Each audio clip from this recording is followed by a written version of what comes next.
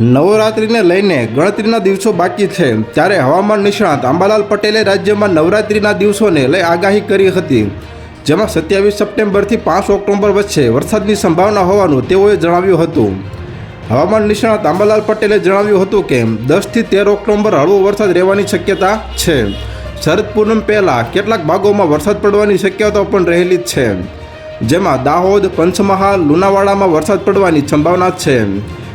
કેટલાક ભાગોમાં પૂરની સ્થિતિ રહેવાની શક્યતા રહેશે અને મધ્ય ગુજરાતના ભાગોમાં 1 થી 4 ઇંચ વરસાદ ખાબકવાની સ્થિતિ સર્જાશે તેમ અંબાલાલ પટેલે જણાવ્યું હતું.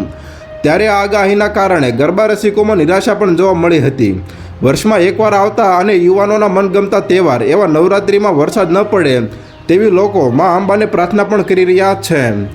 તો હાલ અત્યાર માટે આટલું જ મિત્રો. ફરી મળીએ નવી અપડેટ સાથે. તે પહેલાં વિડીયોને લાઇક કરી ગુજરાત ટોપ ન્યૂઝ ચેનલને સબસ્ક્રાઇબ કરી દેજો અને પાસે આવેલું બેલ આઇકન પણ દબાવી દેજો, જેથી તમને નવી ખબરો મળતી રહે.